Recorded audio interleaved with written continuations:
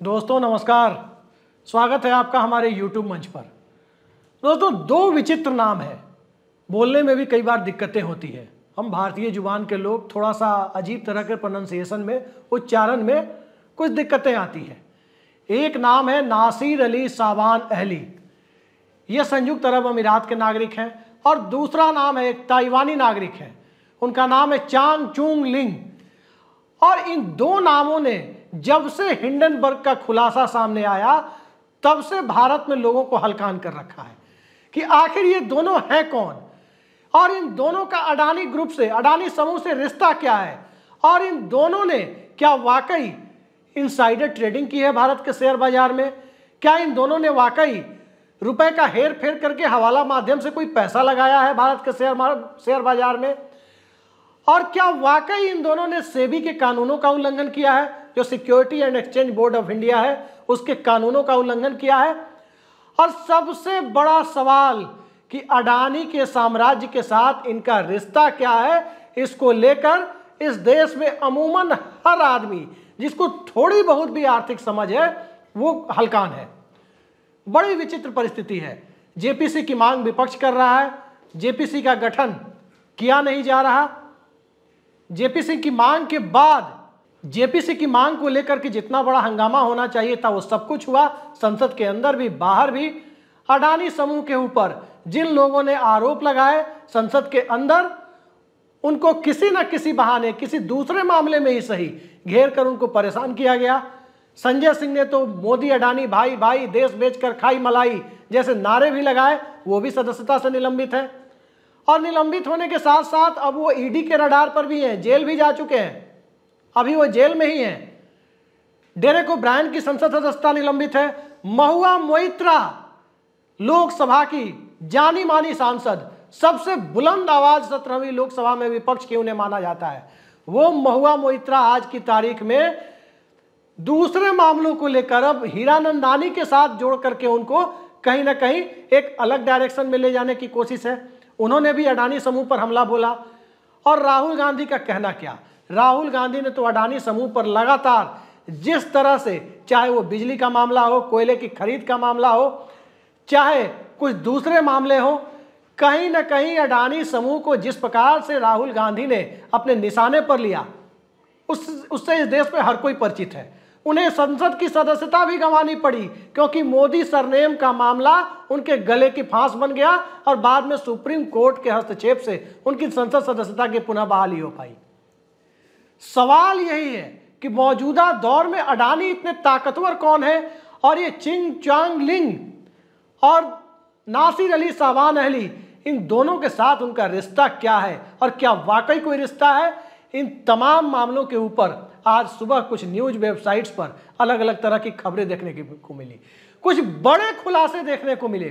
और यदि इन खुलासों की जांच होती है और जो खुलासे हुए हैं उन खुलासों में यदि सत्यता पाई जाती है तो यकीन मानिए इन जांच के बाद अडानी ग्रुप की स्थिति भी वही हो सकती है जो सत्यम कंप्यूटर वाले रामलिंगा राजू की हो गई थी। अगर इसमें सत्यता पाई गई तो राहुल गांधी तो कह रहे हैं कि जितना पैसा अडानी को सरकार देती है उतना हम इस देश के आम लोगों को देंगे। राहुल गांधी जांच के लिए कृत संकल्पित बताए जाते हैं, और कई लोग अंदर खाने जो राहुल गांधी को करीब से जानते हैं वो यहां तक कह रहे हैं कि राहुल गांधी की यदि सत्ता में आ गए, वो प्रधानमंत्री बने या ना बने, यदि विपक्षी इंडिया गठबंधन को राहुल गांधी और कांग्रेस पार्टी या इस देश का समूचा विपक्ष सत्ता में लेकर आ गया तो फिर अडानी समूह की बड़ी सामत आ सकती है। जब आरोप सही हो ना हो किसी को नहीं पता, जब ईडी इस देश में विपक्षी दलों से जुड़े हुए कई बड़े नेताओं को लंबे समय तक जेल में रख सकती है। आज मनीष सिसोदिया की बेल पिटीशन खारिज हो गई, संजय सिंह अभी जेल में है। जिस मामले को न्यायालय ने माना, अब बेल देते समय संजय राउत के मामले में कहा कि मनी लॉन्ड्रिंग का मामला इसे किसने बनाया, वो भी मनी लॉन्ड्रिंग के मामले में 3-3.5 महीने से ज्यादा वक्त जेल में गुजार चुके हैं। लिहाजा जब मनी लॉन्ड्रिंग की बातें अडानी ग्रुप के साथ जुड़ती हुई इस तरह की मीडिया रिपोर्ट सामने आ रही है, कांग्रेस पार्टी उस मीडिया रिपोर्ट्स के हवाले से आरोप लगा रही है, हिंडनबर्ग का इतना बड़ा खुलासा अंतर्राष्ट्रीय स्तर पर आर्थिक जगत में भूचाल मचा चुका है, तो यदि इन आरोपों में वाकई सत्यता कहीं मिलती है, सत्ता बदलने के बाद सत्यता मिलती है, तो राहुल गांधी की अभी जो भाषा है वो निश्चित तौर पर इस दिशा में जाती हुई दिखाई दे रही है कि अडानी ग्रुप को आरोप सच पाए जाने की स्थिति में पनाह मिलना भी मुश्किल हो सकता है। इतने बड़े और गंभीर आरोप हैं और उन आरोपों के ऊपर कांग्रेस पार्टी के नेता जो एक बड़े अर्थशास्त्री हैं, जाने माने अर्थशास्त्री हैं, देश में उनकी आर्थिक समझ की दाद दी जाती है, उन जयराम रमेश ने कई बड़े आरोप लगाए हैं। उन मीडिया रिपोर्ट्स के हवाले से कई सवाल खड़े किए हैं और इन सवालों पर हम चर्चा करेंगे जाने माने पत्रकार और इस देश में इन्वेस्टिगेटिंग जर्नलिज्म के मामले में एक बहुत बड़ा नाम कहे जाने वाले दीपक शर्मा जी के साथ। लेकिन दीपक शर्मा जी के पास जाने के पहले मैं जयराम रमेश ने जो आरोप लगाए हैं उन आरोपों से आपको अवगत कराना चाहता हूं कि जो सुबह मीडिया रिपोर्ट्स आई है या पहले से जो चर्चाएं हैं, हिंडनबर्ग का जो खुलासा हुआ उस पर जयराम रमेश ने क्या कहा है, जरा देखिए इसको कि उन्होंने क्या क्या आरोप लगाए हैं और किस तरह की जांच की मांग की है। जयराम रमेश ने आज ट्वीट भी किया है और उस ट्वीट में उन्होंने कहा है कि हाल के कई मीडिया रिपोर्ट्स में वो खुलासे में अडानी ग्रुप और अडानी के विश्वसनीय लोगों के बीच के घनिष्ठ संबंधों के गुप्त नेटवर्क के बारे में, राउंड ट्रिपिंग, मनी लॉन्ड्रिंग, इस तरह के जो आरोप हैं, इन आरोपों के बारे में कई खुलासे हुए हैं। उसमें उन्होंने पॉइंट वाइज आरोप लगाए हैं। पहला पॉइंट कि चांग और अहली यानी चांग चोंग लिंग और नासिर अली सावान अहली यानी जो एक ताइवानी नागरिक है और एक जो यूएई के नागरिक हैं, उनकी पहचान बकौल जयराम रमेश जो इस मीडिया रिपोर्ट्स के हवाले से अपनी बात कहने का दावा कर रहे हैं, उनके मुताबिक इनकी पहचान, इन दोनों की पहचान एक बिचौलिए के रूप में हुई है और कथित तौर पर इन्होंने अडानी द्वारा इंडोनेशिया से भारत में आयात कर लाए जाने वाले कोयले के ऊपर 12,000 करोड़ रुपए की ओवर इनवॉइसिंग करके उस पर हेराफेरी की है।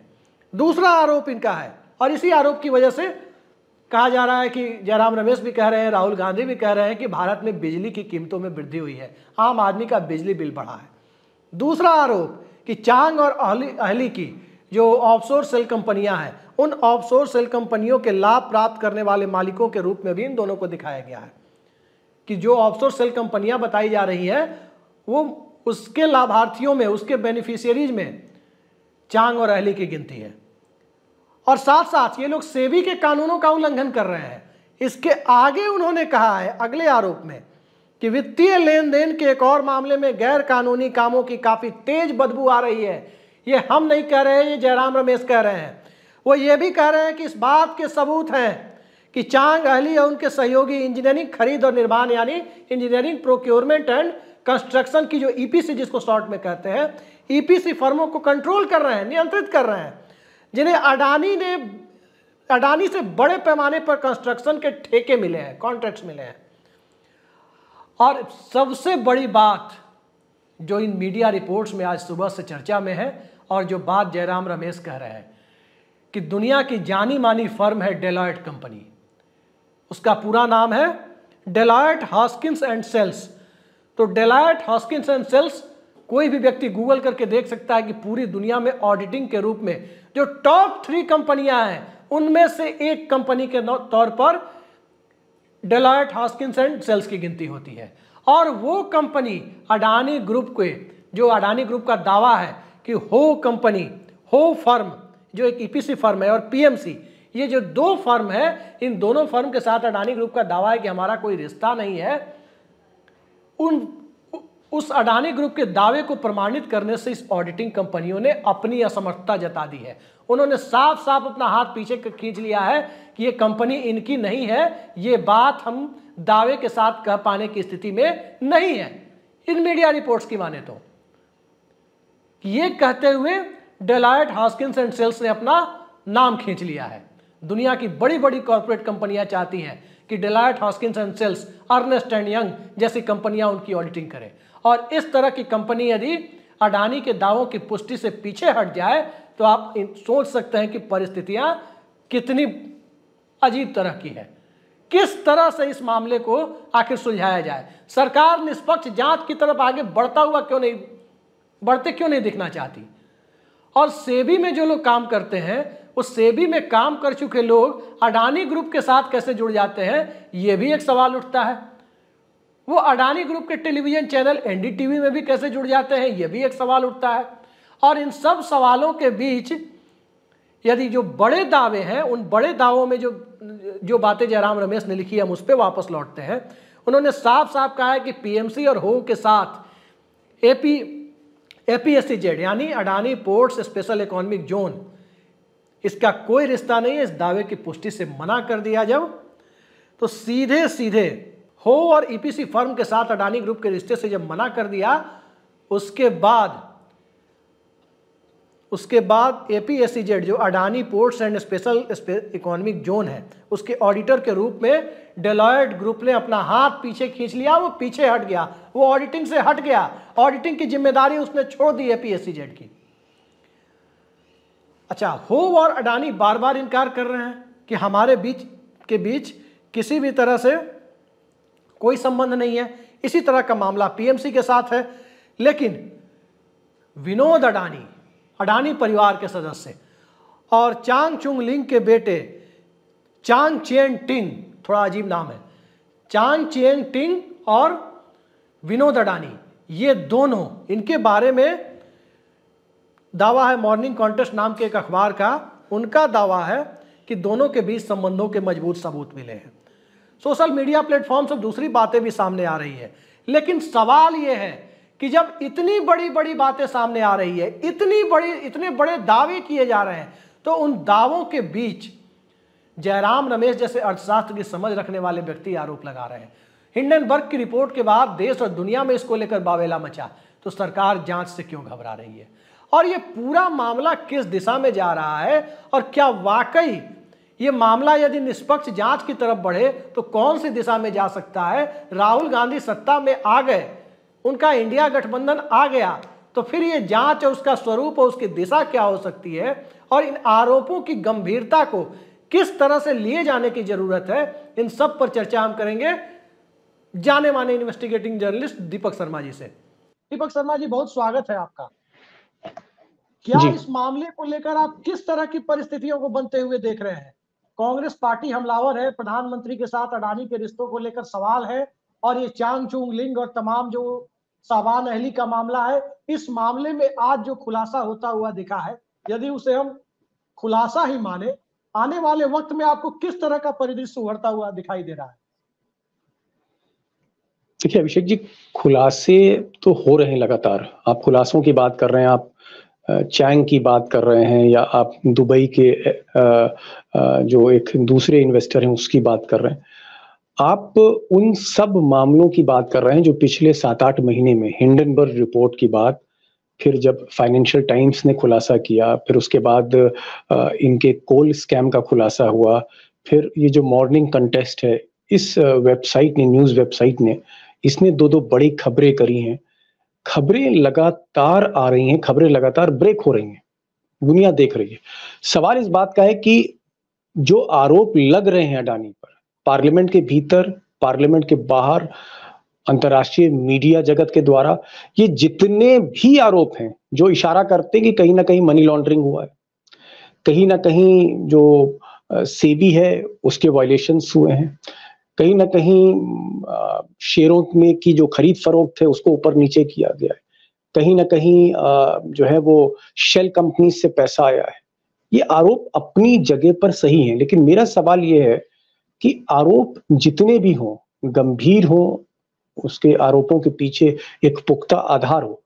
द बिग क्वेश्चन इज, और बिग क्वेश्चन ये है कि जांच कौन करेगा? जांच नहीं हो रही है जी, एक जांच नहीं हो रही है। और जुड़ रहा है दीपक जी, एक सवाल इससे और जुड़ता जा रहा है कि इस मामले में आज जो खबर आई है, और उस खबर को यदि हम सत्य माने, तो डेलॉयट कंपनी, जो दुनिया की जानी मानी ऑडिटिंग फर्म है, डेलॉयट और अर्नेस्ट एंड यंग को कौन नहीं जानता, उस फर्म ने यदि अडानी के दावों की पुष्टि से अपना हाथ पीछे खींचा है, अडानी की एक फर्म की, एपीएससीजेड की ऑडिटिंग से अपना हाथ खींचा है, तो इसे क्या माना जाना चाहिए?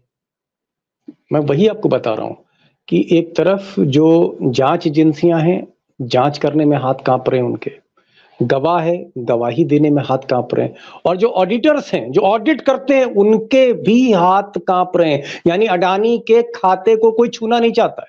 अडानी की जांच कोई छूना नहीं चाहता है, अडानी की केस डायरी पे कोई लिखना नहीं चाहता है। हालत ये है। और अगर पार्लियामेंट में कोई बोल दे तो उसका हाल वही होता है जो हाल राहुल गांधी का हुआ, संजय सिंह का हुआ। महुआ मोइत्रा भी निशाने पर है। महुआ मोइत्रा को एक अलग मामले में घेरा जा रहा है। वो लगातार सवाल उठा रही है। उनके ऊपर आरोप है कि 61 में से 50 सवाल एक दूसरे उद्योगपति ग्रुप, दूसरे कॉर्पोरेट ग्रुप हीरानंदानी के कहने पे पूछे। ये सारे सवाल है कि जो अडानी पे सवाल उठाएगा वही जाएगा। आखिर अडानी के घर ईडी कब जाएगी? क्योंकि यहाँ तो मनी लॉन्ड्रिंग का भी मामला इन आरोपों में है। यदि ये आरोप सही है तो मनी लॉन्ड्रिंग का मामला बनता है। और वैसे भी दीपक जी, आप बहुत लंबा अनुभव रखते हैं इन्वेस्टिगेटिव जर्नलिज्म का।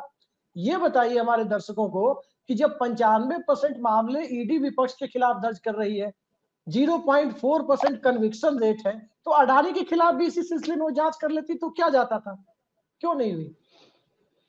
देखिए, अगर कोई मुख्यमंत्री, आपके बिहार का कोई मुख्यमंत्री एक्स है और एक वो एक्स मुख्यमंत्री वाई माफिया सरगना को अगर प्रोटेक्ट करता है, अगर उसको वो एक तरह से कवच देता है, तो फिर चाहे पुलिस हो, चाहे स्टेट की कोई एजेंसी हो, उस माफिया का कुछ नहीं बिगाड़ सकती। हमने बिहार में, उत्तर प्रदेश में ऐसे दसियों मिसालें देखी जब बड़े माफिया सरगना, यही मुख्तार अंसारी, यही अतीक अहमद, तूती बोलती थी इनकी, इसी तरह के अपराध थे, इसी तरह से खून की चीटें थी इनके हाथों पे। अगर रिजीम चाह जाए, अगर ताकत जो है, जो हुकूमत है, वो तय कर ले कि मेरे इस आदमी पर हाथ नहीं कोई लगाएगा, तो पुलिस की हैसियत नहीं है हमारे सिस्टम में। और आज मैंने मिसाल जरूर आपको राज्य सरकार की दी, लेकिन केंद्र सरकार में क्या हो रहा है? केंद्र सरकार में अगर प्रधानमंत्री चाह जाए कि मेरे इस आदमी को कोई हाथ नहीं लगाएगा, कोई छुएगा नहीं, तो वाकई वो चाहे कोई एजेंसी हो, चाहे वो सीबीआई हो, चाहे ईडी हो, चाहे वो डीआरआई हो, वो कोई भी जांच एजेंसी हो, वो कोई भी अदालत हो, अभिषेक भाई, अदालत हो, जांच एजेंसी हो, इन्वेस्टिगेटिंग एजेंसी हो, कोई इंक्वायरी हो, कोई कमीशन हो, कोई पैनल हो, जब तक मोदी जी हैं, मुझे नहीं लगता है, और प्रैक्टिकल भी नहीं, हर कोई संजय सिंह बनना नहीं चाहेगा कि आवाज लगाते लगाते जेल चले गए। तो कहने का मतलब यह है कि अगर आप चाहते हैं कि ईडी इन्वेस्टिगेट करे, अगर आप चाहते हैं कि अडानी पे जो चार्जेस हैं उस पे सीबीआई एक्शन ले, इनकम टैक्स जो है उनके घर का दरवाजा खटखटाए, तो इसके लिए आपको मैंडेट का इंतजार करना पड़ेगा। जब तक मैंडेट मोदी के फेवर में है तो परिस्थितियां अडानी के फेवर में है। आपने मैंडेट के इंतजार की बात कही, तो आखिरी सवाल भी हम मैंडेट से जुड़ा हुआ है या संभावित मैंडेट को लेकर ही लेते हैं। खुदा न खास्ते यदि इंडिया गठबंधन आ गया, राहुल गांधी के मनमाफिक सरकार बन गई, उस परिस्थिति में क्या आपको लगता है कि ईडी अडानी का रुख करने से बाज आएगी? आज की स्थिति में ही ईडी होगी या कुछ दूसरा होता हुआ आप देखते हैं? देखिए, बहुत संभावना है अभिषेक, क्योंकि आप तो डेटा जर्नलिस्ट हैं और आप डेटा को लेके आगे बढ़ते हैं। अगर जो सरकार आती है 2024, अगर मोदी जाते हैं, तो अगर मोदी स्टेप डाउन करते हैं और एक नई रिजीम आती है, एक नई सरकार आती है, उस सरकार में अगर राहुल गांधी ताकतवर, आप कह सकते हैं एक बॉस के रूप में उभरते हैं, भले वो प्रधानमंत्री राहुल गांधी ना बने, लेकिन अगर उस सरकार की सत्ता की चाबी लगाम राहुल गांधी के हाथ में है, तब तो आप अडानी पे एक्शन देख सकते हैं। लेकिन अगर राहुल गांधी के हाथ में सत्ता नहीं है पूरी तरह से, एक मिली जुली सरकार है, उसमें शरद पवार का भी रोल है, उसमें ममता बनर्जी का भी रोल है, उसमें अखिलेश भी हैं, उसमें आरजेडी भी है, सारी पार्टियां हैं, स्टालिन है, सब कुछ है। अगर 6-7 बड़ी पार्टियां मिलकर कोई सरकार बनाती हैं, जाहिर तौर पर राहुल गांधी का रोल तब कम होगा। ऐसी स्थिति में मुझे लगता है कि अडानी फिर से सक्सेसफुल हो सकते हैं, अडानी फिर से सफल होंगे, क्योंकि आप ये मत भूलिए कि कांग्रेस में अगर आप जयराम रमेश या पवन खेड़ा या राहुल गांधी या सुप्रिया श्रीनेत या 2-4 और आप नेता की बात कर सकते हैं, इन नेताओं को अगर आप हटा दें तो आपको बहुत कम नेता ऐसे मिलेंगे जो अडानी का नाम ले पाए। तो मुझे ऐसा लगता है कि अगर राहुल गांधी के हाथ में सीधी ताकत रही 2024 के बाद सत्ता परिवर्तन पे, तो एक्शन होगा। लेकिन अगर मिली जुली सरकार आती है, उसमें सबकी भागीदारी होती है, सबकी हिस्सेदारी होती है, तो अडानी फिर से कामयाब होंगे। क्योंकि एक चीज याद रखिएगा, पैसा बोलता है। इसी से जुड़ा हुआ सवाल, छोटा सवाल है जयराम रमेश जाने माने अर्थशास्त्री हैं, बहुत अच्छी आर्थिक समझ है उनकी। उन्होंने इस पूरे मामले को पूरे तथ्य के रूप में एक लंबा चौड़ा ट्वीट किया है। क्या लगता है, आर्थिक समझ रखने वाले चाहे पत्रकार हो या फिर पॉलिटिशियन हो या दूसरे फील्ड के लोग हो, चाहे फाइनेंशियल टाइम्स की भी रिपोर्ट्स आई, दूसरे की रिपोर्ट्स भी आप देख सकते हैं, हिंडनबर्ग वगैरह की, उन सब में यदि इतने गंभीर आरोप लग रहे हैं तो अगली परिस्थितियां किस तरह की निर्मित हो रही है, बेहद संक्षेप में आप बताइए। अभिषेक भाई, आप ये कहना चाह रहे हैं कि जयराम रमेश ही जानते हैं और इसलिए जयराम रमेश ट्वीट कर रहे हैं। जयराम रमेश सिर्फ हिम्मत कर रहे हैं, जानते मोदी जी भी। अगर मोदी जी ना जानते होते कि अडानी जी के साथ क्या प्रॉब्लम है तो अब तक जांच हो गई होती। ये जांच इसलिए नहीं हो रही है क्योंकि मोदी जी को पता है कि अडानी जी के हाथ कितने नीचे तक जा चुके हैं, अडानी जी कहां तक शामिल हैं, कहां तक शरीक हैं, उनको पता है, पता सबको है। तो ये मत सोचिए कि जयराम रमेश को सिर्फ पता है इसलिए उनकी ट्वीट्स बहुत अच्छी। जयराम रमेश हिम्मत कर रहे हैं, बाकी हिम्मत नहीं कर पा रहे और इसीलिए प्रोटेक्ट कर रही है सरकार। कहीं ना कहीं दाल में काला है। दाल में काला है या दाल पूरी काली है, ये जांच जो के कह बाद लीजिए स्पष्ट आप। होगा। लेकिन दीपक जी, आप हमारे साथ इस बेहद गंभीर मुद्दे पर जुड़े, बहुत बहुत धन्यवाद आपका। तो देखा आपने दीपक शर्मा जी ने क्या कहा, जिस प्रकार की जांच की जरूरत है उस प्रकार की जांच के लिए अब वक्त आ गया है कि निष्पक्ष जांच कराई जाए। जांच से कम दूध का दूध और पानी का पानी हो जाए। अडानी यदि वाकई पाक साफ होंगे तो पाक साफ होकर जांच में निकल जाएंगे। और बड़ा सवाल यही है कि राहुल गांधी वाकई यदि सत्ता में आ गए तो ईडी का रुख जो अभी विपक्षी नेताओं के खिलाफ दिख रहा है, वो रुख निश्चित तौर पर अडानी ग्रुप की ओर जाता हुआ दिख सकता है। और इस पूरे मामले की निष्पक्ष जांच की तरफ यदि भारतीय जनता पार्टी सत्ता से बाहर हुई, और स्वाभाविक है कि भाजपा बाहर होगी तो इंडिया गठबंधन ही सत्ता में आएगा, और इंडिया गठबंधन सत्ता में आएगा तो प्रत्यक्ष या अप्रत्यक्ष तौर पर राहुल गांधी की उसमें बड़ी भूमिका होगी। और राहुल गांधी की बड़ी भूमिका होगी तो जितने हमलावर वो अडानी ग्रुप के प्रति है, कहने की जरूरत नहीं है कि हालात क्या होंगे। हालात बड़े ही विकट होने वाले हैं अडानी ग्रुप के लिए। मामले परत दर परत नया स्वरूप लेते जा रहे हैं। तो देखते हैं आगे मामला कैसे आगे बढ़ता है और लोकसभा चुनाव के बाद की परिस्थितियां कैसी होती है। फिलहाल के लिए इतना ही, नमस्कार।